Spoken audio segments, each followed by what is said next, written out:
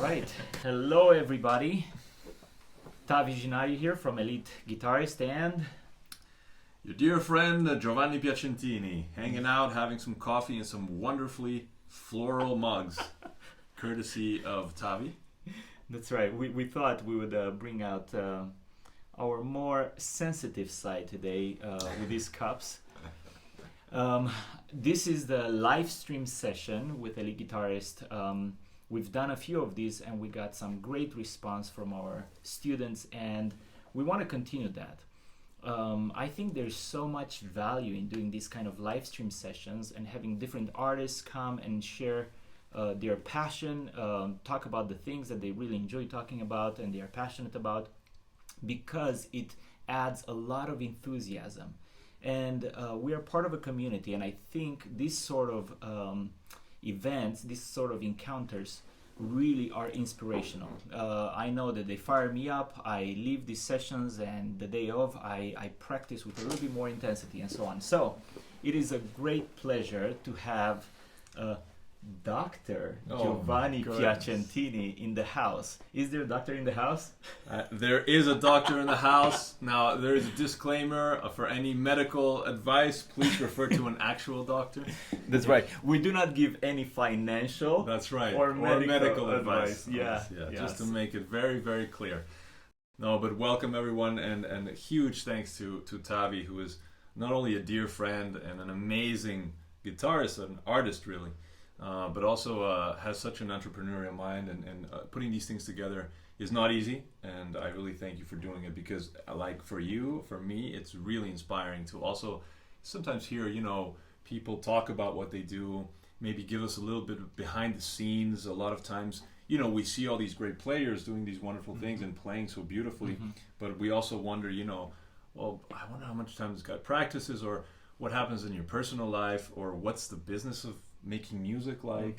All these questions that are more like behind the scenes. So I think it's extremely helpful, at least for me, to have these sessions. So thank you. Yeah, of course, of course. Okay, let's start. So Dr. Giovanni Piacentini. Oh my God. This is the last time I'm calling you that. Yes, please don't do that. Don't ever do that again. But that is a massive accomplishment, in my opinion. I think it's just fantastic that you're able to get a doctorate. Can you tell us what the journey looked like, and what's your doctorate in, and why did you choose to pursue a doctorate in music? So when I was living in Mexico, right after Berklee College of Music, where I went for my undergrad, I felt that when I sat down to write music, there was somewhat of a barrier between what I had in my mind and what I listened or saw in my mind and what I put down on paper, and an even greater barrier between that and what ended up sounding when I gave that to the players or when I played it myself. And this was very frustrating, and eventually I realized that it was just because I frankly didn't really know what I was doing. This is not to say that I didn't learn a lot at Berklee, or that the composition program there wasn't good. It was fantastic, but it was just I felt that there was a little bit of lack of understanding of what really writing music meant. I didn't really know why. I didn't know what I was lacking. I just knew that I was lacking something. So this this lack of knowledge prompted me to look for a solution, and in this solution I wrote I asked a friend for an advice, and he gave me some very solid advice.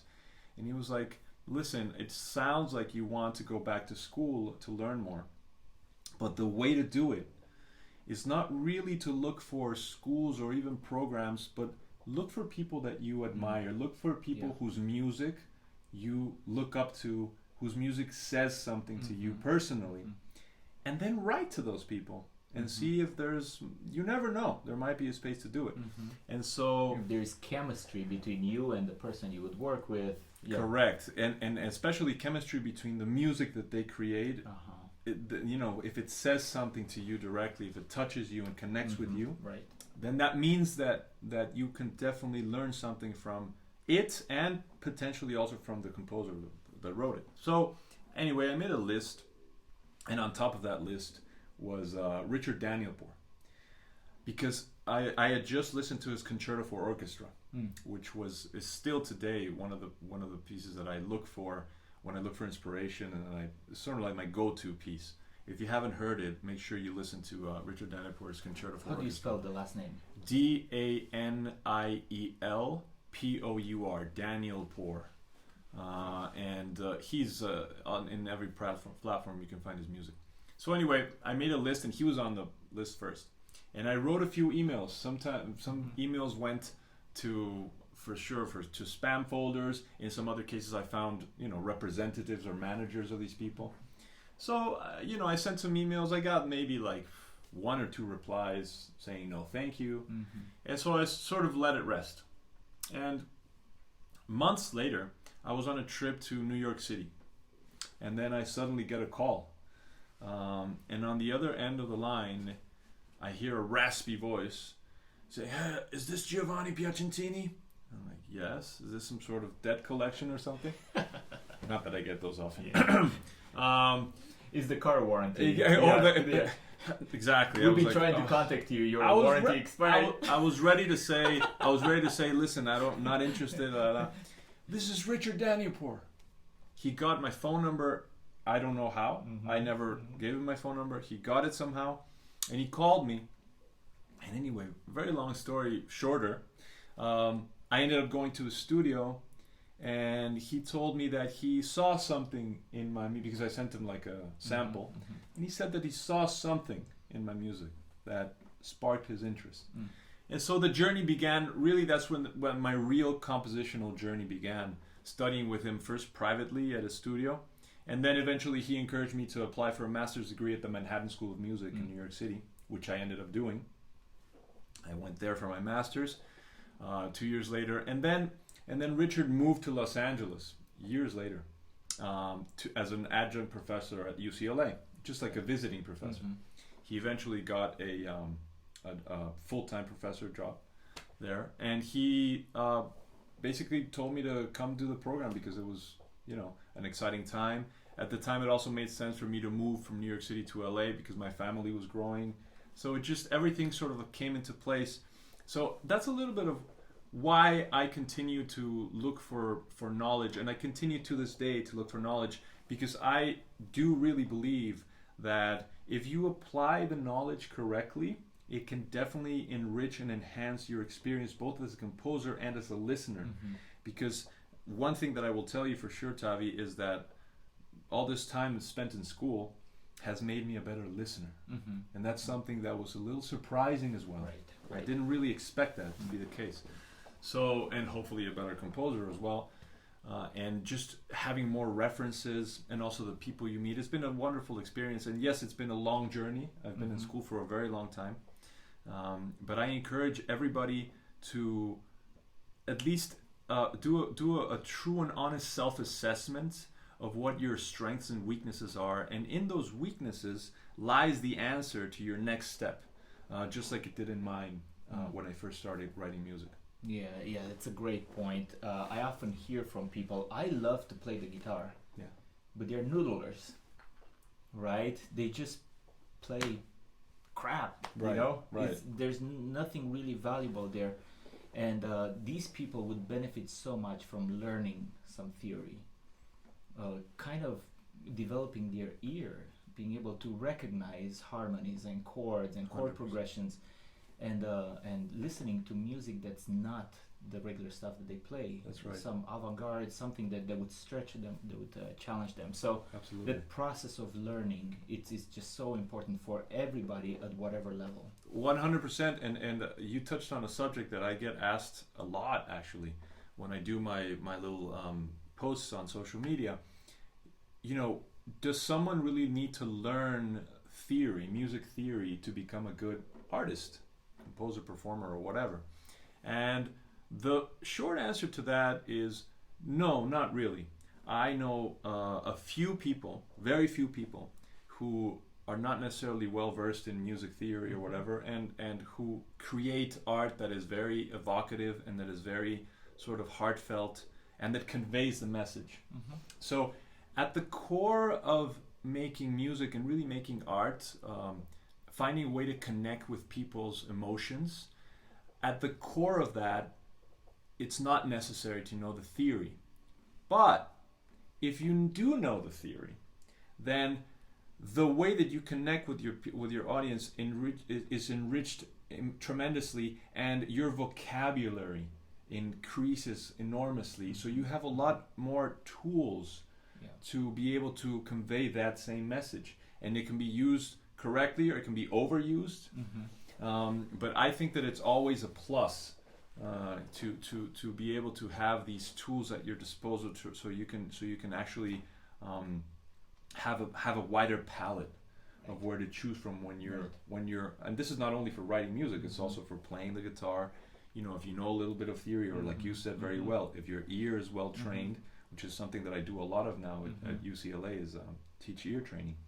If your ear is well trained, if you listen and you open your mind to other types of music, that is going to inform your performance, and it's going to, in my opinion at least, probably make it better. Right, absolutely. I want to ask you a quick question, because we have a lot of guitarists in the house, young men, young women who are considering making a living with a guitar. Is it worth going to school for an advanced degree? Always yes, always no, never, yes sometimes, depends. Well, what's your take? Because I get that question a lot from my students who are aspiring to be professional musicians. You know, I don't know that that's an always yes or an always no answer. I think that at the end of the day, it depends on the individual situation. For some people, I would say it's not worth it. I've had students in the past, and I know guitarists, not only guitarists, but also just generally musicians in the past, who have asked me this question, for whom I would probably say, no, you know what, I think you're good. I think just continue doing what you're doing and follow your path, because I think it's good. Now, this is very few and far between. This is like the less than 1% of people. For the rest of us, me included, I would say it's almost always a yes. I think there's always some form of something that by learning it's gonna make us a better musician and a better artist. And if you find the right institute, that's the important part. So I would say that yes, it's almost always yes. But if you follow a certain mentor, I think it's really important to have a mentor, somebody that, like in my case, Richard Danielpour, somebody that really brings out the best in you, someone who you are compatible with as in a student-teacher relationship or scenario, and someone who you admire and whose music or artistry otherwise connects with you. So somewhat of a long answer to your question, but I think the short answer is it almost always is a yes, but it depends on the individual circumstance. Yeah, right. Yeah. I tend to think, at least in my experience, it's almost always a no. Oh, there you go. It's just a different perspective. Yeah. And that's coming just maybe by virtue of the students that I've worked with. Actually, I got a message yesterday, a text message from one of my students. I taught him for a few years, and he wanted to be a professional guitarist. He wanted to play concerts, gigs, and teach, and just earn a living as a guitarist. And as I worked with him over a period of years, he was just a hard worker. You could see he comes prepared. He's really striving hard and going hard after it. But I think I owed it to him as an instructor, as a mentor, to say, you're just not good enough to actually break in this industry. Right. And that's really hard. It's really hard to hear that after a few years of study. I'm a firm believer that nothing is ever wasted, right? In the economy of life, everything makes sense in the end. Totally agree. So I told him, why don't you continue to play the occasional gigs that you're able to get, but go back to school and get a degree in computer science. And he did, and he graduated last year. And yesterday he sent me this text, and it's just so encouraging. I haven't responded back to him. He said, Tavi, thank you. My life has been changed. Right. Now I'm a homeowner, and I'm working for a software development company, and I love what I do, and I still play the guitar, and I love it. I think that's a very good point that you raised. I think it's slightly different from or this goes back to taking a step back and doing a real self-assessment, right, of what your weaknesses and strengths are, like I was saying earlier. So in this case, for example, I think you did the right thing. I think I would have done the right thing. I have done a similar thing in the past where you're right, it's not easy, but at a certain point, it's your job also as a somewhat of a mentor to say that. Right. And because you're doing a disservice, I think, to the student by just leading them on, and they have to learn that it's probably not going to happen. Yeah. I think that's true. Truth is always more important than cuddling people. Oh, absolutely. Right, just 100%. give them the truth, because then they'll know you're honest with them. You care for them by telling them the truth. For sure. Yeah. No. In that case, absolutely, I agree with you. But in the case of someone who was actually, I thought more of people who were actually like had passed that point, that breaking point, and were actually devoting themselves already. Maybe an older student. Maybe my answer was geared to possibly to someone who was a little bit further along in their musical studies. But for someone who's beginner or an intermediate, 100% agree with you. You have to be very, very, very. I'm very honest. Or I'd like to think that I'm very honest with myself and my own weaknesses. You know, I mean, as a composer guitarist, I'm not the greatest guitarist out there. I don't have the best technique. You know, but I try to make it work with what I want to convey or the message that I want to give to the audience, which is, in the end, it's the most important part, right? Yeah. So yeah, I agree with you. So a nuanced response and answer. I think you're getting different perspectives here, maybe two different sides of the same coin when it comes to should people pursue advanced degrees in music. I know of really great guitarists who get advanced degrees, DMA degrees in music, Doctor of Musical Arts, and they graduate and they end up working for UPS. Not that there's anything wrong working for UPS. It's probably a good company. I put in an application yesterday actually for UPS. It's funny. It's funny that you mentioned that. It's very coincidental. And to me, that it's gonna be hard to pay off a debt of 150 grand that you accumulated during your DMA studies, and then not only having a low-paying job, but also not having the business acumen to know how to go and get some business and beat some bushes and figure out how to make some money. 100%. That's a very hot topic nowadays, not only pertaining to music. Actually, the whole is it worth going into such deep debt for going to college topic, I think, is like an overarching sort of modern hot topic, and I think it's understandable because a lot of people really are struggling with debt. Is it worth to go to school and then go try to get a job so you can pay off your debt? That might be a hindrance to your career as a composer, instead of helping you out. So again, going back, it depends on your circumstances. It depends on how committed you are. I think that if someone is really driven, like really driven, going back to that 0.5% of people, they will always find a way.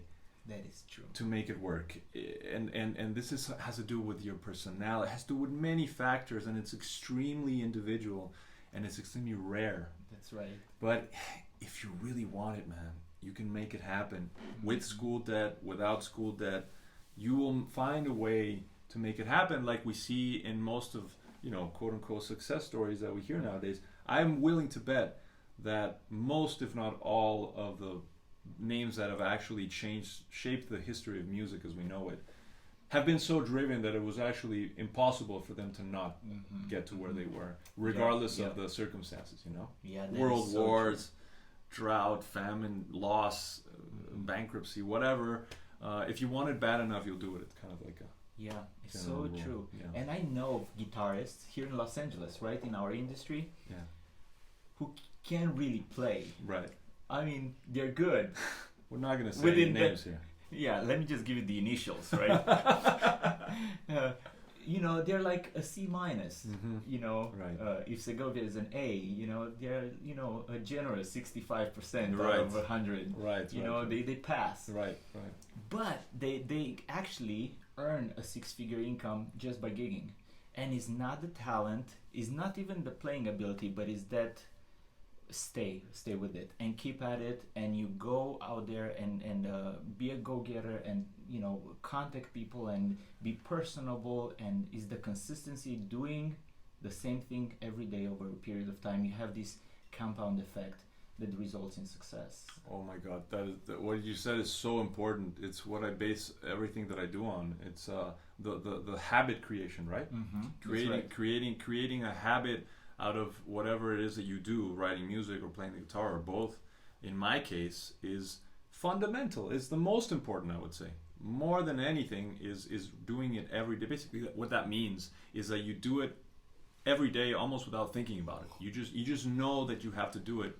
And you go and you sit down and you work at it day after day after day. It's what I say all over and over again on all my feeds and everything. Is just work at it every day. There's no two ways around it. So absolutely agree with you 100%. Yeah. Can I switch gears? Let's do it. Okay, so are you a guitarist or a composer? I don't know. What's like your main thing? I have an or do you have like a identity split crisis. Personality? Depends on the day you ask me. Okay. So I think I'm both. I think I consider myself to be both. I approach guitar playing more as a composer. So if you were to ask me what I consider myself more, I would probably say a composer, actually. And I use the guitar as my main medium for my compositional ideas, just because I play it well enough so that I can make those ideas come to life, at least when I'm writing for my own instrument. Yeah. So I think I'm both, maybe a little bit more leaning more towards the compositional side, and that's also something that I've learned to hone and to harness, because I believe that's if I think of myself that way, I think that my playing improves also. So, I still work hard. I still practice guitar every day. I do consider myself a guitarist, but I think I consider myself more of a composer, and I think that makes my guitar playing better. Yeah. Yeah. How hard is it to break through as a composer? And what I mean, let me provide some context. I think when you compose something, you create something new. And automatically you are compared to something that has been successful previously. Absolutely. So you're fighting because you're testing new boundaries. People say, well, I like that composition, but I don't like it as much as Villa-Lobos. Or I don't, that Allemande that he wrote, I like Bach's Allemande a little bit more. Like, how do you break new ground and still, how do you fight against that pool of already broken ground? It's an excellent question that I think about a lot, and I don't know that I have a definitive answer, but if I were to answer that today, I would say that you fight that by not fighting. In the end, you realize that what really matters is how careful you and how loving you approach, how you approach your craft with such care and love, and not worry so much about who you're competing against. Going back to Richard Danielpour for a second, he had some great advice at the very beginning of our lessons together. He said, some people thrive on competition. God knows that guitarists know this, right? From all the competitions and everything. That's a whole different topic. Don't get you started, right? You see that even my body language changed. Anyway, we may have children watching this, so exactly. The language. We'll take it easy. No, but he said some people thrive on competition. So if that's your thing, if that's what gets you going and what's going to get you the drive to write your next piece, then fine, compare yourself. But compare yourself to the greats, Don't compare yourself to your peers, because he would say this in the context of a classroom setting. So he's like, don't compare yourself to your peers sitting next to you. Compare yourself to Shostakovich, who wrote his first symphony at 17. Right. Or, Mozart, who wrote the overture to Don Giovanni the night before the premiere. Right. Compare yourself to that, and then live up to that expectation. So that's part of the answer. But the other thing is that you don't need to. You realize after doing this for a long time that it's first of all, it's very hard. The first answer to your question is it's really hard. How hard is it to break through as a composer? It's really hard. But then you realize that the less you worry about that, the better chances you have at people actually listening to your music. I wrote a piece called New Allemande, that is going to come out tomorrow, actually. It's inspired. It's in a way an ode or a hats off to the New Allemande, to Bach's Allemande, from a suite. And do I consider my Allemande better than Bach's Allemande? That's like a silly question. It's a ridiculous question. Of course not. Right. But I don't believe you shouldn't really think of it in those terms. It's not even a comparison. Like, it's not a comparison. It's subjective. It's an ode. It's a sort of like an honorary, hats off to the great master. So I don't. The answer to your question is that I don't really think about that, and I think that's the best thing to do. Just focus on what you're doing, and don't worry if it's good enough. Don't compare yourself to other people. It's really hard, but it can happen. You can actually achieve a state when you're not comparing yourself to anybody else's work. You're just focusing on doing what you do best, working on your strengths. Don't worry too much about your weaknesses. Work on your strengths, because a lot of people say work on your weaknesses. Yes, but work more on your strengths. And if you do that and you follow that path and you don't worry about what other people are doing, I think that the answer lies somewhere in there. Yeah. It's wonderful. Yeah. Okay, so a lot of students play guitar. They have a classical mindset. They read, but they also have this urge to create something, to compose. How should they start? Do they start with guitar in hand, or do they start intellectually, just hearing melodies and sounds and chords, and then trying to replicate it on the guitar? What's the process like? For someone who is very well versed in the guitar and who has already like a decent knowledge of the instrument, honestly, I would say that the most realistic way would be to start with the guitar. Maybe try finding an idea that you like and try developing it on the instrument. That's going to be the sort of like the easiest, but also the way that's going to make the most sense to you, and the way that's probably going to get you the best results. Right. If you're already well versed with this instrument, it could be another instrument, but whichever instrument you feel comfortable with, as a performer, as a concert violinist or a concert, bassist or whatever, follow that and let that instrument guide you towards your compositional voice. But if you're also well versed in music theory, you know how to write music well, you have a strong fundamental knowledge of music theory in general, my advice would be the opposite.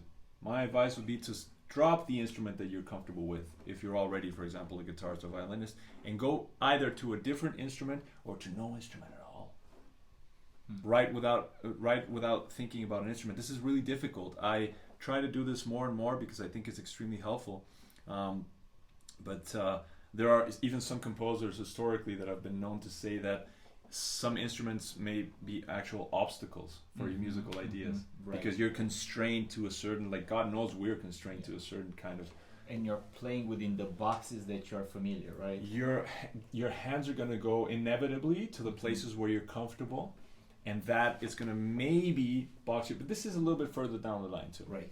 For beginner people who want to see if they can actually write something new, I would definitely say use the instrument that you're familiar with as a vehicle to finding your voice. But this takes years, Tavi. Right. It takes years. Compositional prowess and being comfortable and finding your own voice, it takes years. I'm just, I'm 42 years old, and I'm just now really starting to feel more comfortable writing things that I think sound like me, finding my own voice. So honestly, be patient.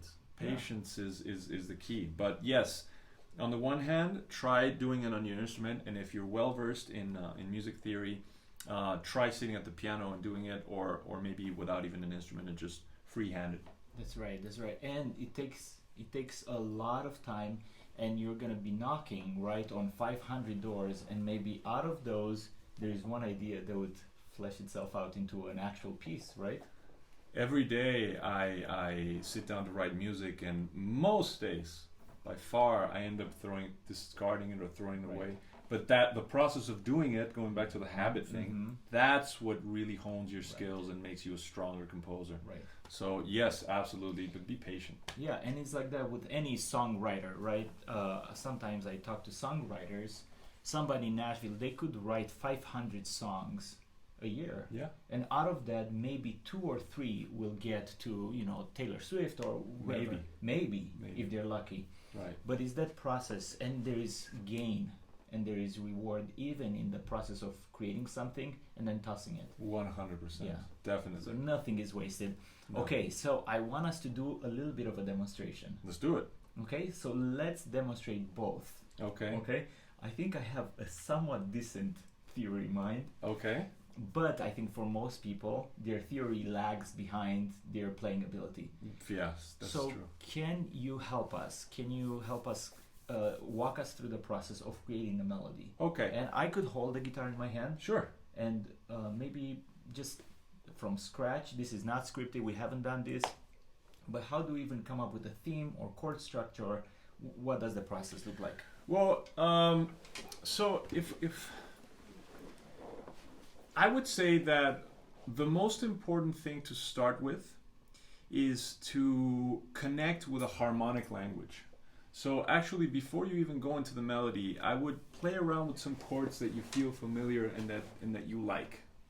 Let's we're going to start with a very simple example. But if I were to take chords that are very sort of idiomatic to the guitar and easy to play, maybe we could start with make sure it's tuned like an E minor, right? Okay, so we can start with an E minor chord, and from this E minor, we could always go to A minor. From the E minor, we could always go to C major. So those 3 chords could be our harmonic language, right? So let's do an exercise where we try to see if we can come up with some interest to add to this chord progression, right? Okay. So we can find a rhythm. Rhythm is a factor that is for some reason often overlooked, especially by guitarists. And this is a terrible mistake. Rhythm has to be almost the first thing that we need to pay attention to. Also when we're listening to pieces of music, even from the classical period or the Baroque period, the rhythm is extremely important, and it should also serve as a guide for your compositional process. So why don't we try to find a rhythm that would fit this? Let's try to come up with an arpeggio maybe.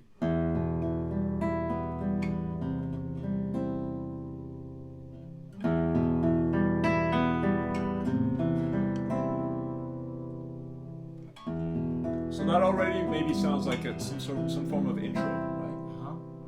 Okay. You play it over again.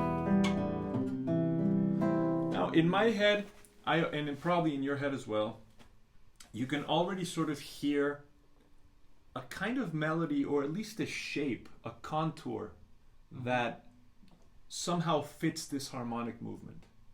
This is the best way that I can describe what happens when I listen to this kind of music. Something sparks in my head.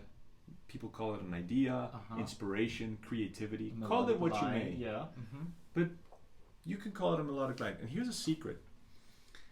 The most important instrument is the voice, is the human voice. That is the instrument that immediately connects with us. It is my favorite instrument.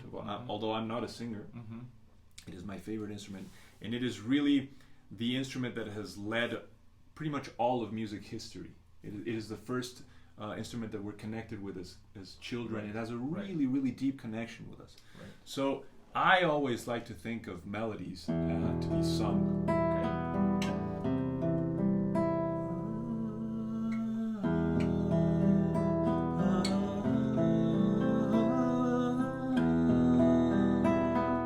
So I would go through it.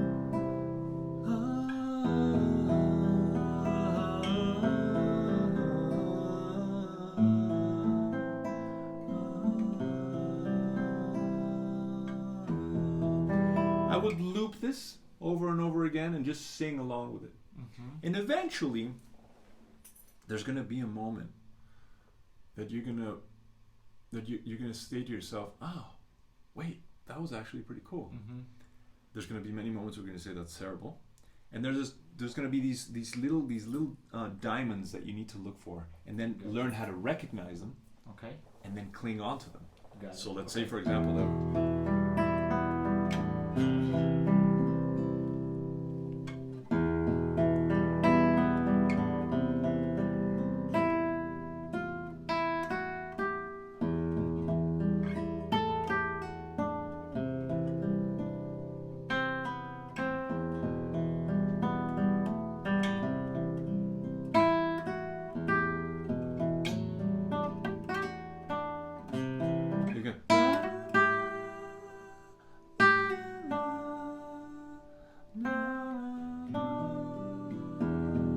Stay on that D.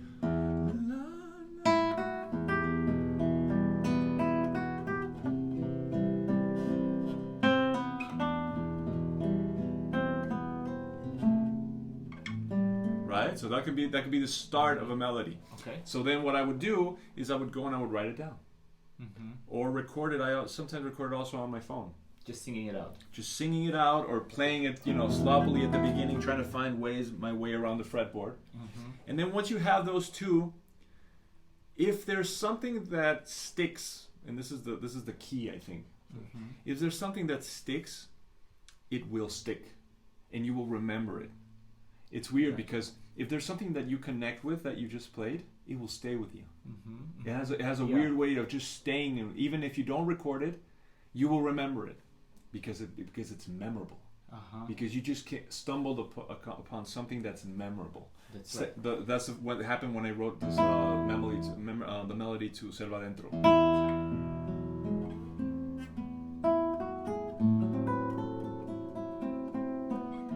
Uh-huh. I was okay. I actually like that. Yeah. And you go back to it and you play it over and over again, and then you never forget it. Right.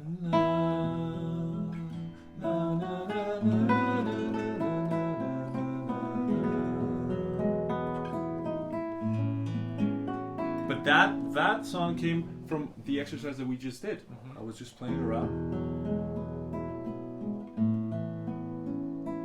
Don't go crazy at the beginning. Yeah, just simple, right? Sometimes I have pieces that are more elaborate, and you listen to music that's more elaborate. That comes later. At the beginning, just break it down into small sections. Also, you don't have to suddenly compose a symphony. Mm-hmm. Write down a set of chords and a melody to go along with that. Does this mean that your music is always going to be, have a melody and chords? No, of course not. Mm-hmm. The chords can be the melody, and you can have maybe rhythmic sections without a very strong melodic lead. Absolutely, but this is I think the best way to begin. To begin discovering is really a process of discovery. Mm-hmm. And it's not easy. It's very frustrating at times. And this is the times where you have to remember to be patient, because there's going to be times where nothing is going to come out. You're going to spend hours just noodling or working on things, and nothing will come out. This happens to me very often. Happens to all of the composers that I know. You just have to understand that day simply wasn't flowing. But like you said very well, no time is wasted. Because what you did that day, even if nothing came out and you ended up frustrated, wanted to break the guitar, that was time well spent, because you are nonetheless honing your ear and your skill. You see, Tavi, the most important thing here is to create a bridge between your heart, what you feel inside, your brain. They have to be connected, and then your physical body, your hands or whatever you use to create that, or your body or your vocal cords or whatever it is. But what we're trying to do here is to build a strong bridge between those two, so that when you do grab the guitar, you sit down to write, it's there. It's more readily available. And the way to do this is a workout. Like by working out every day, you can continue to do this. Got it. Okay. Okay. There we go. Something like that was the melody, right? This is Tavi now. This is Tavi now. I'm That's trying great. to replicate. I think You went up to the A.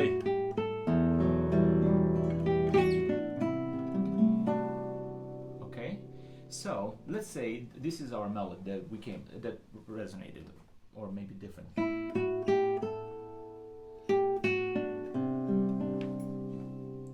Beautiful. And then maybe a response.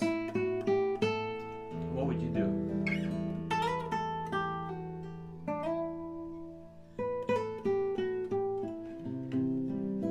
Okay. Like antecedent consequent. Wonderful. So now, okay.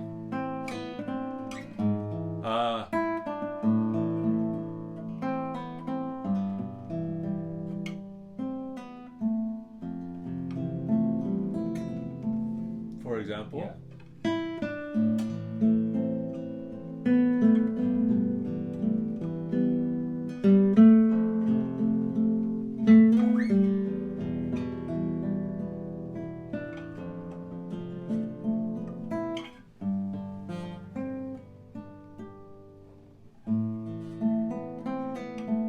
Or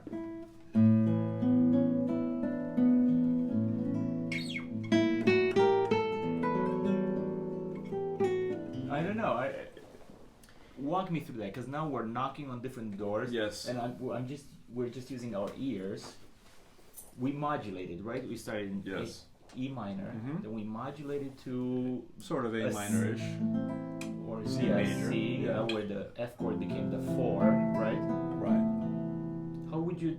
Okay, so now let's say we have a little bit of a melody. Da da da dum. Yeah.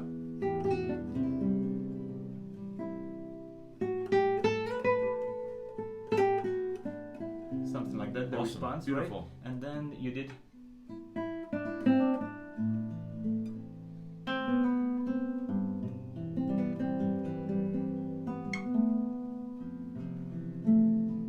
Okay, great.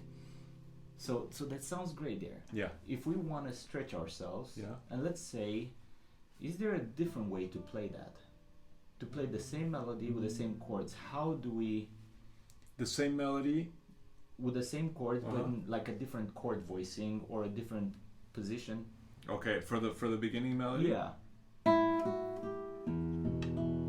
Well, let's not forget that this is where your palette of tools becomes handy, right? I see. Because this is a good example of how the way that you're thinking already is you're opening the toolbox and you're saying, okay, well, I have this melody.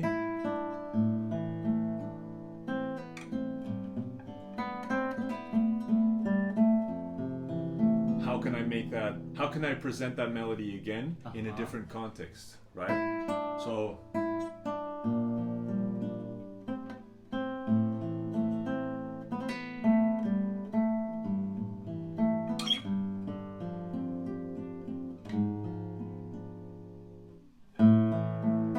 we're going to the major, like you said, you know? So Right.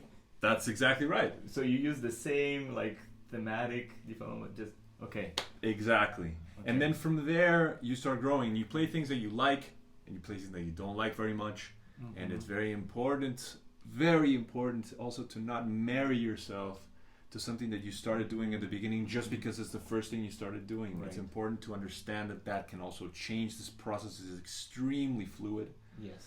But at a certain point, you do have to compromise and say, okay, this is going to be the melody because I like it. You Because have to lock it in. yes, you have. Right. At some point, you do have to lock it in. Yeah, to say, hey, I could work on this for 2 more weeks, but this I'm gonna commit myself to this one. Listen, in every piece that I've written, that happens to me. At a certain point, it's like you're messing so much with the piece. It's very rare, very, very rare, and really wonderful actually. When you write something comes to your mind, you play it, and you say, okay, that's it. I'm not gonna find a better version of what I just did. Right. And you lock it in straight away. Right. That's very rare. It's a wonderful feeling when it happens, but it's really strange. Most of the time, it's a work in progress. Most of the time, melodies aren't perfect. Melodies are actually never perfect. We make them perfect. That's also maybe a more philosophical discussion. But most of the time, it's going to be a work in progress. You're going to toss it. You're going to come back to it. You're going to rework it. But you're absolutely right. At a certain moment, you're going to be like, okay, this is it. I'm going to lock this in, and this is what I'm going to work with. And that's what you end up presenting to the world, knowing that whoever plays it is going to find a way to perform it that's their own. That's different. That's different, and that's right. their own, right? And we see that with composer guitarists like Barrios, La Always. Catedral, right? So many different versions. Oh my God.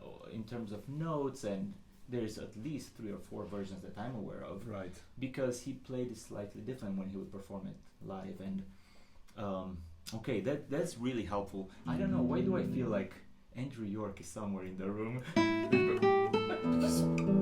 Because he probably is. Yeah, right? It sounds kind of like an Andrew York, right? Yeah. To your ears, it's funny because to different people it sounds, I think, probably different. But I see what you're saying. Yeah, this is for sort of like maybe like a common progression that he uses in his music. That's right. But that's very important, and that takes me back to what I was saying about listening, right? Mm-hmm. How important it is to listen, because that gives you so many more references, and that is a way of enriching the compositional process as well. Mm-hmm. So yeah, I think this was actually really helpful, because I've never been able to really explain the compositional process, at least at the beginning, by doing it, by like actually doing it live here with you. So this was fantastic. I love this. We should do this more often. Yeah. And to me, how do you evaluate the composition? It's like after a few minutes, are you able to still recall like the melodic line? Totally. Because that's what really connects, you know. That's a very old school way of doing it, but I love it, and I do it myself too. And it goes back to this word, memorable. This is really a key word. How memorable is what you just wrote? Will people, in the case of a melody, will people be humming it? But also, even if it doesn't have a melody, even if the interest of your piece is in its rhythm, or in its orchestration, or in its harmonic language, or in its weirdness, what about it is going to stick and is going to make you want to listen to it again? Because as we know, the first performances aren't really the most important one. It's the second one that counts, right? Now, having your piece performed once, it's great, but it's the second and third and fourth performances that are worth doing it. And the reason, the way to get them, and the reason why people are going to want to do them, is because your piece was memorable enough. That's right. And you know, on the website there are links to all of my other music as well, which I hope that you can check out also. And product placement. This is Giovanni's latest album, Drift in the Garden of Beautiful Things. Yes. What's this album about? So this is originally a piece that I wrote for the great violinist Tim Fain. We had embarked on a project that we wanted to take on tour, but of course the pandemic hit, and the tour idea obviously got scratched, and so we ended up making an album, which I'm really happy about, actually. So I wrote the suite for him in 3 movements called Adrift in the Garden of Beautiful Things, and then recorded it, and then we did an arrangement of Rachmaninoff's Vocalese for guitar and violin, which I don't know that there is another of the sort. I think is the first one for guitar and violin. And then we recorded one of his own works, Resonance. That's nice. Tim's piece. So yeah, you can definitely find this already on all platforms and wherever you can find my name attached to it. Absolutely, guys, listen and purchase the album, and be supportive of new art, new creations, new compositions. Also, I wanted to, because this is a guitar-related website, we are playing Cordoba guitars today, and so we've been partnering up with Guitar Salon International for many years. They're great friends of ours, and we see a lot of synergy between our philosophies and our goals in the work that we do. And we're doing so even at a greater extent right now with Cordoba guitars.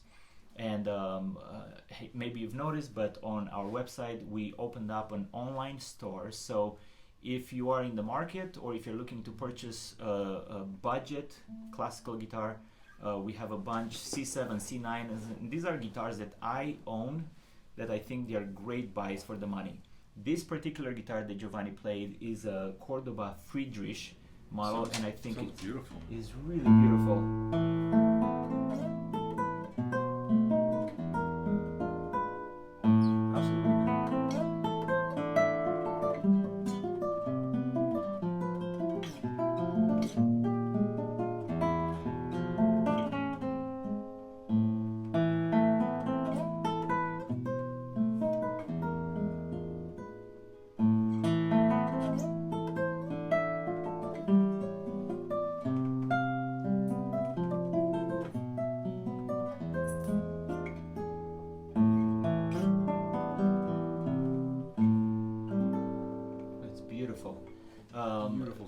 Friedrich guitar is just an amazing quality instrument for the money. Can you play the same on a couple of other guitars? Because Yeah, absolutely. I think there's no better environment to actually hear the difference between the guitars than right here. We're not changing anything, nothing is processed. What you hear is what you get. This is a Cordoba C9. It's got a mahogany back and sides and cedar top. And this is a guitar for, I don't know, like $800-900 out the door. Let's hear how this sounds. Oh, thank you. Thank you. This is what we get when you're a Tavi sounds. He tuned it for you. I don't need a tuner. I have Tavi right now.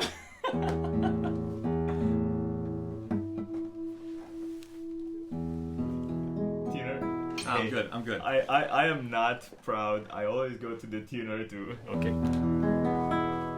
I think it's close enough for jazz. Already, I can tell the low end is crazy on this guitar.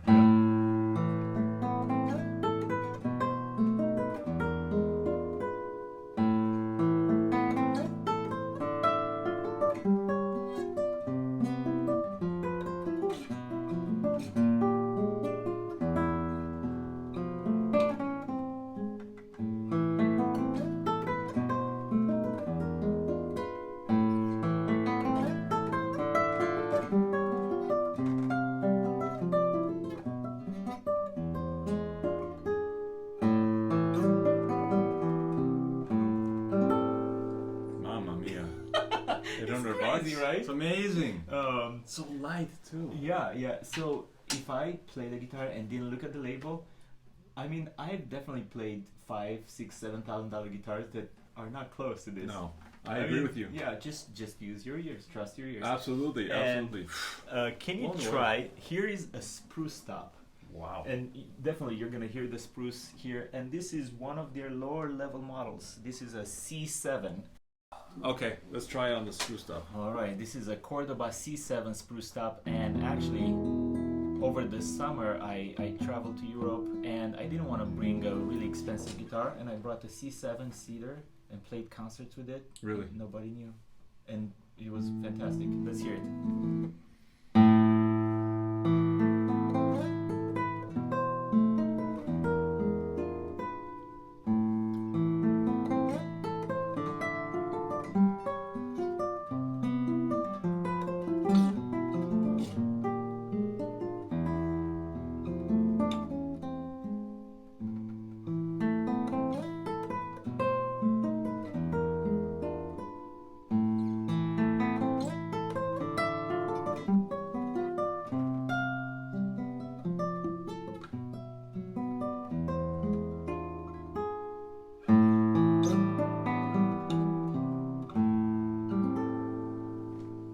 Lovely. It's nice, huh? Lovely guitar. Great response.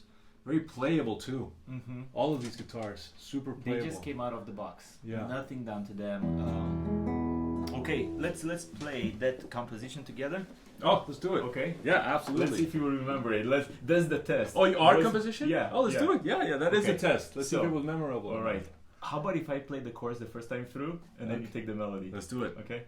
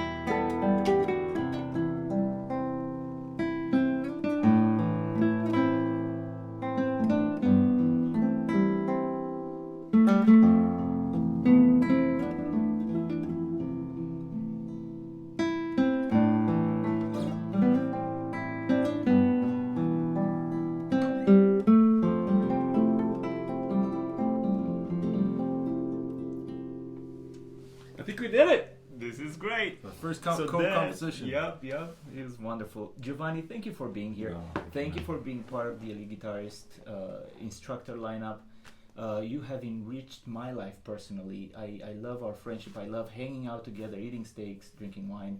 And I think you've enriched our students' lives through your compositions and your artistry.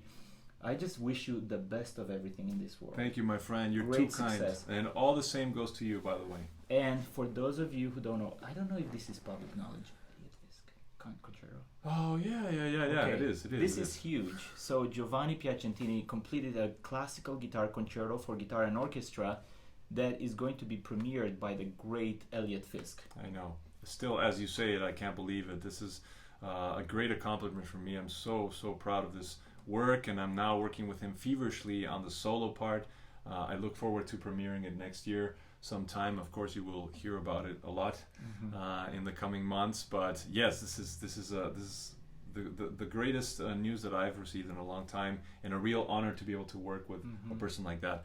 But on that note, I also just want to thank you also for creating these spaces where we can talk about our what we do and behind the scenes, and I think it's invaluable what you're doing here for all of us to be able to grow as a community. So I thank you, and all the things you said right back at you, Tavi. Thank you thanks, so much. man. Yeah, thank you. Cheers, everybody. Press Thank on. you. See you soon. Take care.